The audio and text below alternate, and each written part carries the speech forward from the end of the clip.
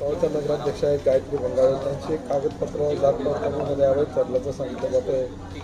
ती आपल्याला कलेक्टर महोदयाने सांगितल्याप्रमाणे ही अर्धी न्यायिक प्रक्रिया आहे. व्हॅलिडिटी कमिटी सगळ्याच ज्यांची कास्ट सर्टिफिकेटचे व्हेरिफिकेशनसाठी जातं त्याच्यात छाननी करण्यात येते आणि यांच्या बाबतीत तर तक्रारी पण झालेल्या होत्या. आपण ज्या कास्ट सर्टिफिकेट बनवतो आपण त्या जातीचे आहे की नाही आहे हे सिद्ध करणं त्या व्यक्तीचं काम असतं स्वतः. तर मी एक SC म्हणून जेव्हा कास्ट सर्टिफिकेट घेतो तर व्हॅलिडिटी कमिटीकडे मी SC आहे की नाही हे सिद्ध करणं माझं काम असतं. त्या अनुषंगाने व्हॅलिडिटी कमिटीने त्यांना पुरावे मागितले होते. तर मानवी दिनांक जो ठरलेला 1950च्या पासूनच्या त्याच्या आधीचे ते रहिवासी इथला दाखवू शकले नाही. त्याच्यामुळे ते व्हॅलिडिटी कमिटीने त्यांचं जात प्रमाणपत्र रद्द केलं. मी निवडणुकीच्या वोटिंगच्या आधी सांगितलं होतं जाहीर सभांमध्ये की यांना मिळालेलं कास्ट सर्टिफिकेट हे बोगस आहे, चुकीचे डॉक्युमेंट देऊन हे कास्ट सर्टिफिकेट काढलेलं आहे, हे टिकणार नाही. हे मी आता नाही इलेक्शन व्हायच्या आधी सांगितलेलं होतं.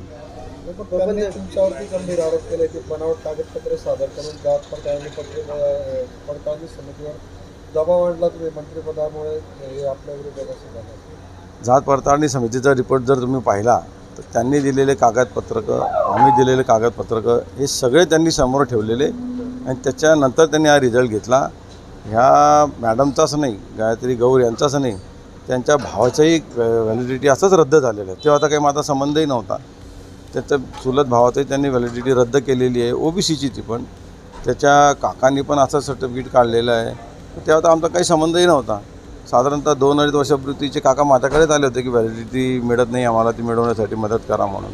तेव्हा ती कागदपत्रक पाहिल्यानंतर कळलं होतं की तुम्ही इथले नाही आहे, मूळचे, त्याच्यामुळे तुम्हाला मिळणार नाही. प्रत्येक राज्याचं रिझर्वेशनचं एक क्रायटेरिया ठरलेला असो. कोणत्याच त्यांनी अनेक ज्या जाती आहे प्रत्येक राज्याच्या वेगवेगळ्या जातीला रिझर्वेशन ठेवलेलं आहे.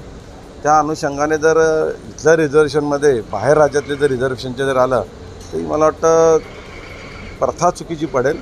ह्या नुसतं SCसाठीचाच प्रॉब्लेम नाही, ST आहे, OBC आहे, VJNT सगळीकडे असं वाढत जाईल. म्हणून ज्याच्या राज्यामध्ये ज्याने त्याने जे ठरवून दिलेलं आहे तिथेच त्यांना सर्टिफिकेट मिळतं आणि ते आतापर्यंत तसंच चालू आहे. आता ते समितीने ते अवैध ठरवल्यामुळे आता ती जागा त्यांना अपात्र करण्याची मागणी आपल्याकडून केली जाणार आहे का? ऑटोमॅटिकच अपात्र होतील. ते प्रोव्हिजनच तशी आहे की कलेक्टरांना एकदा ते विषय कळल्यानंतर ते शासनाला कळवतात आणि शासनाकडनं मग तसं नोटिफिकेशन येतं.